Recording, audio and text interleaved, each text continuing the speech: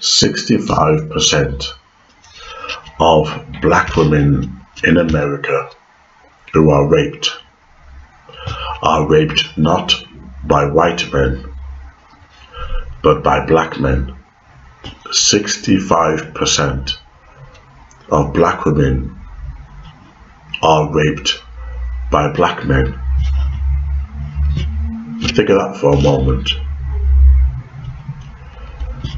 That is quite a shocking figure, because if 65% of white women were raped by white men, the government would bring out the National Guard. It's a very high number, and indeed very serious. What it tells you is that there are a lot of black women out there who have been sexually abused by black men. Worse still, what kind of environment are these black men reared in that they could become the monsters that they are? And why would there be such an alarming high figure? That is disturbing. I'm not saying that these black men are victims, far from it, but what is happening in their environment where they are perceiving life to just be one big walking sausage, dick, cock, dangling bit. Their whole thrust of their culture is surrounded by sex. That's not natural. It's almost, while the white man thinks about science, chemistry, education, the black baboon, the black nigger, thinks about sex. Now, in the white world, if you have a white female who is promiscuous, the chances are she's been sexually abused when she was a child. Any sociologist could tell you that. A girl or woman who's promiscuous, extremely promiscuous, the chances are she's been sexually abused. Maybe there's something that these black men want to get off their chest. The relationship between black men and their mothers are not natural. Black men are not reared to be sweet, kind, and gentle. They are reared almost as if you breed donkeys, breed a horse or stallion, cap turned backwards, void of any emotion. They are raised almost as if they are, rabbit breeding or something, void of tenderness. It's almost as if they have a cultural sexual expectation from the black women who are rearing these monsters. In the olden days, when values made sense and a boy needed a mother and father, in the olden days when life made sense, it was said that if you did not have a father around, you were more likely to come out homosexual because you lacked that male figure. And it's interesting that in the black community there's no fathers around, there's plenty of rape. I put it to you that the black male sexual identity is confused. I put it to you that black males are hiding behind masculinity, just like the gays who joined the Nazi party trying to man up in order to conceal homosexuality. It's interesting how a lot of pro-black males have suddenly jumped on the bandwagon and are LGBT friendly, homosexual friendly. This is something that's always been inside the black male. He's always been gay. He's had no father around, but now he has an excuse. Defend LGBT. There's a white LGBT who don't care about black people. But suddenly black men care about LGBT far more than they care about him. Unless black men are on the hunt, hoping to find a tranny. It has been said that black men screw anything. Don't take my word for it. Everybody says that. Black men have no shame. They'll screw anything with a hole. Anything. Black men are baboons. We're monkeys. We're gorillas. We're King Kong. We will screw anything with a hole. I didn't say it. I'm only quoting what people think and know about black men.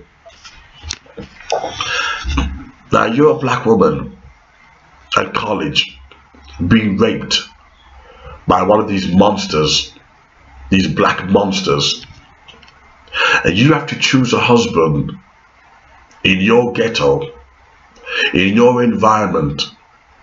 The chances are you're picking up a rapist or an ex-rapist, and you're creating a family with that ex-rapist.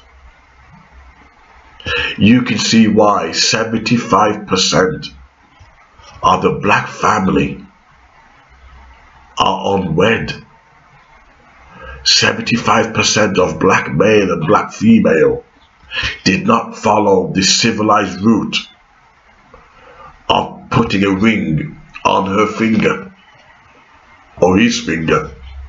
Instead, they had a relationship of concubine and breeding like wild rabbits, doing what people accuse of black people as being immoral.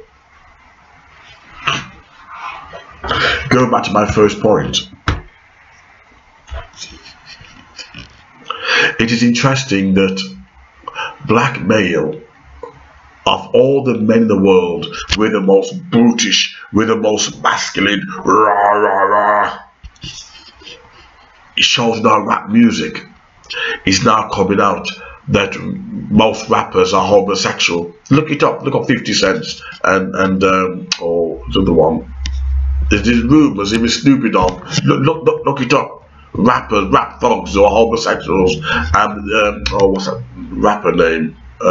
He was exposing them, light-skinned rapper, and he was just exposing how many rappers in the industry are actually homosexuals.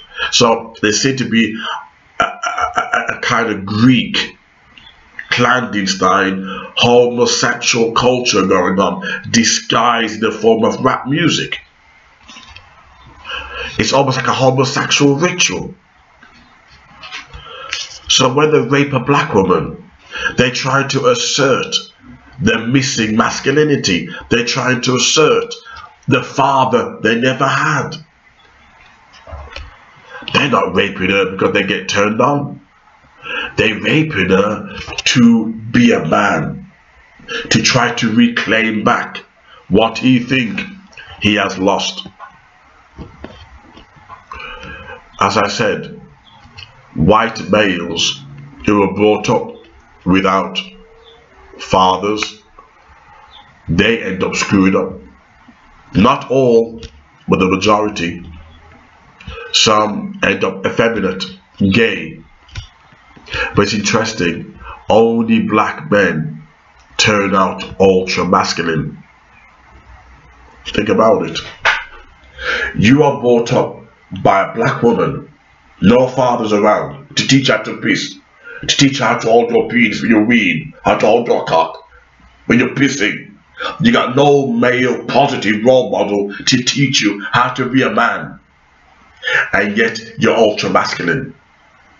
Think about that for a second. You're in denial. You're in denial. And that is the reason why we have the epidemic, this filthy virus in the black community. The civil rights leaders, Louis Farrakhan, those type, they will not deal with it. because now it's too late. The damage has been done. There's no hope for the black race. Hence, apart from the handful of decent black men out there, they're not many. Apart from the handful of decent black men out there who do look after their families and who are stable, the vast majority of us, we really have reached bottom pit. There's nothing that the civil rights leaders can now do. There's nothing. There's nothing. We've reached, and what really gets up my goat is when the same dirty black men go to social media. Oh, you're telling the white man our business. You're telling the white man our business. I want to tell you a story that's going to shock you. Be prepared for the shock. Pause it, get some whiskey, get some booze, and come back. I'm going to tell you a story that's going to shock you. When I went to the steam room in Heath Town, you had black men there, white men there, you know, all sharing the same steam room. The black men would talk about family values when the white men were around. Family values and this and that, and their tone was different. And then one day it was only black men, same black men, no white men around. And the black men's conversation suddenly became savage. It became King Kong. Suddenly, the black men were talking about how many kids they had from different women. Their conversation totally changed. When white men are around, the black men pretended they were civilized. Meaning, black people know that we are playing a game with each other. And that's the reason why I don't care exposing black people. I'm not you. I don't want to be you. I don't want to live near you. I don't want to even worship with you. That's why I don't mind exposing black people. They're playing a vicious game. That we will rape our women, rape them as a form of homosexual ritual, and then dare to go on social media. Oh, you know, making black people look bad. Stop doing what you're doing. Stop raping. Clean yourself up. Get an education. Learn to read. And maybe you won't look bad in the eyes of the world, but you can't do it because you're an animal. You're savage. You're born of beast. Maybe you should go back to your mother who sexualized you. That's where your problem is. Go back to your mother who sexualized you. Your mother who turned you into a big dick, turned you into a cock. Your mother who told you what a black man should be, defining your racial sexual identity. Go back to your mother. That's where your gripe is. The black race, we're finished. There's no hope for us. I'll give 10 grand. 10 grand is the bet, a contract. For the whole world, it's the whole world. All you black militants, all you black militants, all you Black Panthers, all you Nation of Islam. Take it up, take it up. I'll give you 10 grand. I'll up the stake, I'll up the stake. $20,000. $20,000. Black people will never clean their families up. I will never unite. $20,000 I give you. $20,000. It's a legal contract. I've said it on air. $20,000. Where's my checkbook? $20,000. Black community will never unite, and we will get worse. Come on, Nation of Islam. You love money. You worship money. Come on, Pan-Africanism. Come on. I dare you. Right, Reverend Al Sharpton, Jesse Jackson, all of you big talkers, 20 grand, you owe enough money. Take it from me. Sue me. The black community will get worse. We're cursed. God has cursed us, turned us into animals. Like King Nebuchadnezzar in Daniel, we will go on our all fours like a cow and we'll eat shit. I will never wake up. You ever seen Africa? Nigerians, this is what the pastors did. This is the state of black people. This is the state we're in. All the people of the church all crawled up the church on all fours like a goat. On all fours, all the congregation, all like a pack of ants, like a pack of black ants. They all came up the church on all fours, eating grass. Eating grass because the pastor told them it was holy food. This is the state of black people. Abuse them and they'll love you. Abuse them and they'll love you. Trample on them and I said, praise the Lord. Mentally screwed up. Got no sense. White people, if you want to understand black people, don't give them nothing. Trust me, give them a solution, they'll hate you for it. But oppress them and beat them down and they'll love you.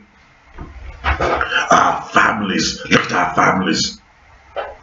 Look at our neighborhood, look at it. And you wonder why nobody wants to live near us. Pack of savages that we are. Pack of rapists that we are. No positive energy. No nothing. We won't even read. The same black men who were raping these black girls, the same black men were going to put their hand in their welfare pocket and buy a book on Tales from the Crips, not Tales from the Crips, Tales from the Crips. So like Tales from the Crips, right? The blood Crips. You know, these gangs, you know, Crips and something. The Blood and Crips, right? The founder of Blood and Crips, and the black used 2 million. Either wants to buy to express an interest in buying this book that promoted black on black violence. 2 million black rapists potential wants to buy that book. They didn't want to buy the book on how to plan a successful life, a successful living, how to look after your family, how to clean your children, how to raise your sons. That they're not interested in, but on violence and gangs. And then they turn around and says, oh, the white man's racist, the white man's racist. Ask him to spell the word racist. I bet he can't spell it. Ask him. See, you accuse me of being racist. Can you spell it? Can you spell it? The word racist. You Negroes, look, write it to me, see if you can spell. Write it to me. Or even then, call me a coon. See if you can spell the word coon. You should not cornflakes, C-O-R-N. Right? I dare you. See if you want to call me a coon, see if you can spell it. See if you can spell it. I've had enough of you black people. I've had enough. Thank God I live in a white neighborhood. Thank God I don't live nowhere near you. You're ugly. I'm good looking. Look at me. Look how beautiful I am. That's the price of living in a white neighborhood with good air, positive vibration, positive energy, positive thinking, reading. I don't want to be in your nasty ghettos full of sex crimes, burglaries, rape. I've had enough of you.